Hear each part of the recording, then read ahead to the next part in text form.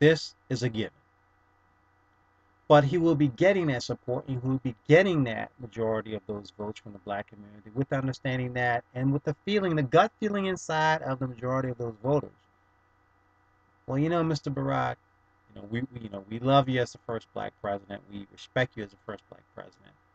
We want to re-elect you as the first black president. But we sure hope in your second term, you do some major things to address the needs in the black community.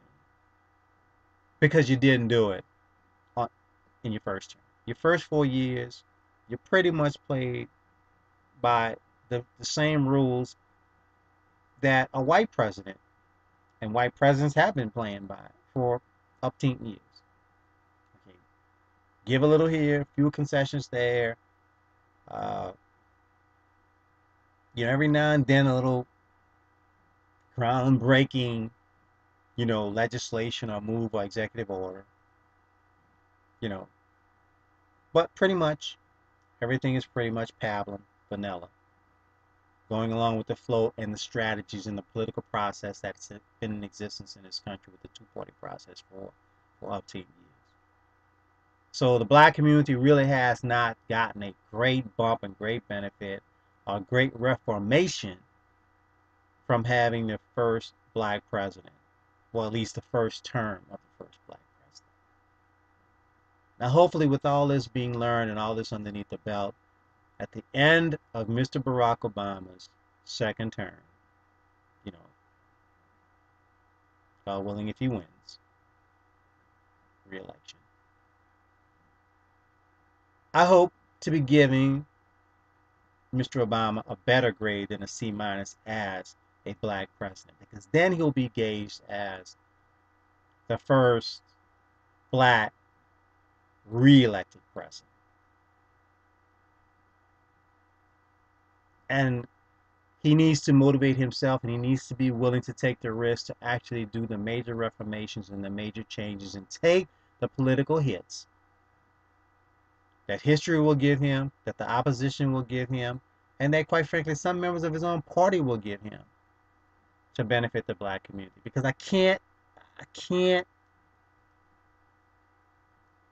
work out the logic in how we can spend gazillions and billions of dollars in rebuilding Iraq and rebuilding Afghanistan and rebuilding just about everybody else in the world, and we can't rebuild our inner cities. We can't rebuild the infrastructure in our inner cities. We can't reform those things that's in the inner city that needs to be reformed in a real and tangible, and I'm talking about a stark way that we can truly show a change that's coming about. That's what needs to happen as a black president in the second term that he has not done in the first term. And quite frankly, I don't think he would have been able to do it in the first term anyway, but still, it would have been nice to have a little bit more of an effort. But he's got to do it in the second term. Because there ain't no re-election coming. There's no third term.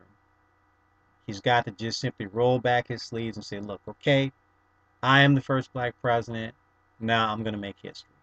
And the way I'm going to make history is I'm going to address in a real, constructive, direct, and truly impactful way to show stark change in a positive direction that he will stimulate and that he will implement for blacks in this country.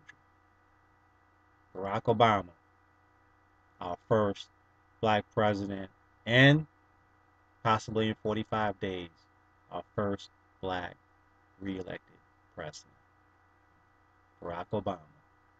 Barack Hussein Obama, with his 2 grades. 2 grades.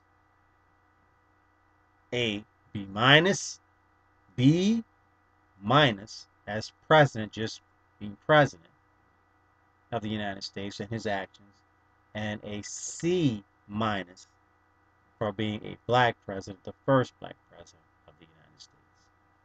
Okay, I'm your host, Joe Jones, for 504 Black TV. Going to take a quick break, and when we come back, going to wrap up this segment and this program on Mr. Barack Obama, our first comments on the first black president of the United States from 504 Black TV.